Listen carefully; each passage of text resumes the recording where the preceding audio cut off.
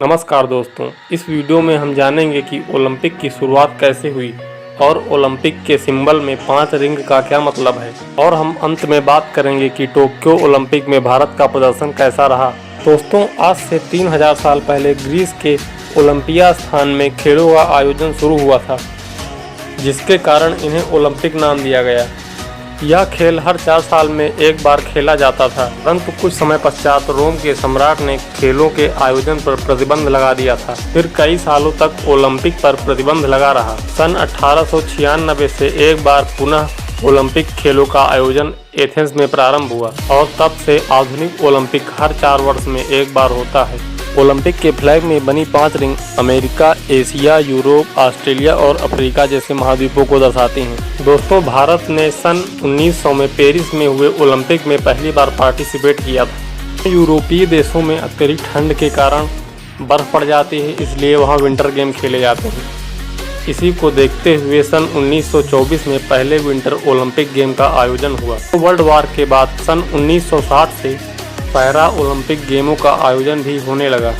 पहली बार सन 1960 में para Olympic में 400 एथलीट ने पार्टिसिपेट किया था। दोस्तों, ओलंपिक खेलों में लागत बहुत ज़्यादा आती है। ओलंपिक में आने वाली लागत तो कई गरीब देशों के जीडीपी के बराबर भी हो सकती है, इसीलिए हर देश ओलंपिक का आयोजन नहीं कराता।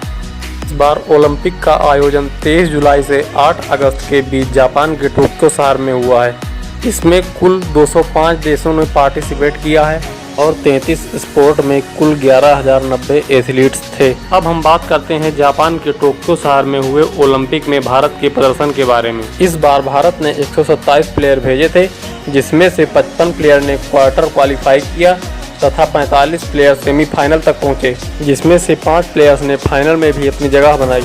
भारत के नीरज चोपड़ा ने जेवलिन थ्रो में गोल्ड मेडल पाकर भारत को गौरवान्वित किया है। इस बार भारत ने 1 गोल्ड, 2 सिल्वर और 4 ब्रांज जीतकर कुल 7 मेडल हासिल किए। भारत ने 13 साल बाद टोक्यो ओलंपिक में गोल्ड जीता है और 41 साल बाद भारत टॉप 50 में जगह बनाने में कामयाब रहा। इन्हीं कारणों से इस बार टोक्यो ओलंपिक में भारत का सर्वश्रेष्ठ प्रदर्शन रहा। भारत ने अब तक कुल 29 ओलंपिक खेला है, जिसमें कुल 35 मेडल अभी तक अपने नाम किए हैं और इस बार सबसे ज़्यादा 7 मेडल जीते हैं। दोस्तों, अब हम भारत का ओलंपिक में इतिहास देखते हैं। सन 2000 में सिडनी में हुए ओलंपिक में भारत ने 1 ब्रांज जीता है और उसके बाद सन 2004 में एथेंस में हुए ओलंपिक में भारत ने 1 सिल्वर मेडल जीता है। सन 2008 में बीजिंग में हुए ओलंपिक में 1 गोल्ड और 2 ब्रांज मिलाकर कुल 3 मेडल जीता। इसके बाद 2012 में लंदन में हुए ओलंपिक में 2 सिल्वर और 4 ब्रांज मिलाकर कुल 6 मेडल जीते। 2016 में रियो ओलंपिक में 1 सिल्वर और 1 ब्रांज मिलाकर कुल 2 मेडल जीते और इसके बाद 2021 में टोक्यो ओलंपिक में 1 गोल्ड, 2 सिल्वर, 4 ब्रांज मिलाकर कुल 7 मेडल जीते। टोक्यो ओलंपिक में भारत 48वें स्थान पर रहा, जबकि इसके पहले रियो ओलंपिक में भारत 67वें स्थान पर था। और अब हम इस बार के ओलंपिक में भारत की अन्य देशों से तुलना करते हैं। इस बार यूएस को 39 गोल्ड मेडल सहित कुल 113 मेडल मिले हैं। चाइना को 38 गोल्ड मेडल सहित कुल 88 मेडल मिले हैं और जापान को 27 गोल्ड मेडल सहित कुल 58 मेडल मिले हैं।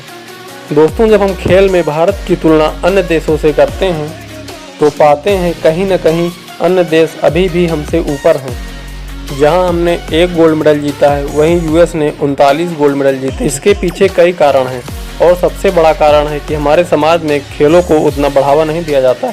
भारतीय समाज में हर अभिभावक यही चाहता है कि उसका बेटा इंजीनियर, डॉक्टर या आईएएस, पीसीएस बने, परंतु जब खेलों की बात आती है तो वह अपने हाथ पीछे खींच लेता है। समाज की इसी सोच के कारण 133 करोड़ जनसंख्या वाले भारत के पास 7 मेडल हैं और 12.5 करोड़ की जनसंख्या वाले जापान के पास 27 गोल्ड मेडल सहित कुल 58 मेडल हैं। भारत में हरियाणा को छोड़कर भारत के अन्य राज्य खेलों में ज़्यादा निवेश नहीं करना चाहते हैं। यह भी एक बड़ा कारण है कि भारत खेलों में अब भी पीछे है। दोस्तों, जब हम खेलों में भारत के निवेश की कमी को देखते हैं, तब हम एक बात सोचने को मजबूर हो जाते हैं कि केन्या गरीब देश होते हुए भी उसने इस बार 4 गोल्ड मेडल, 4 सिल्वर मेडल और 2 ब्रांज मेडल कुल मिलाकर 10 मेडल जीते हैं और केन्या ने अब तक कुल 103 मेडल जीते हैं और भारत ने अब तक ओलंपिक में कुल 35 मेडल जीते हैं।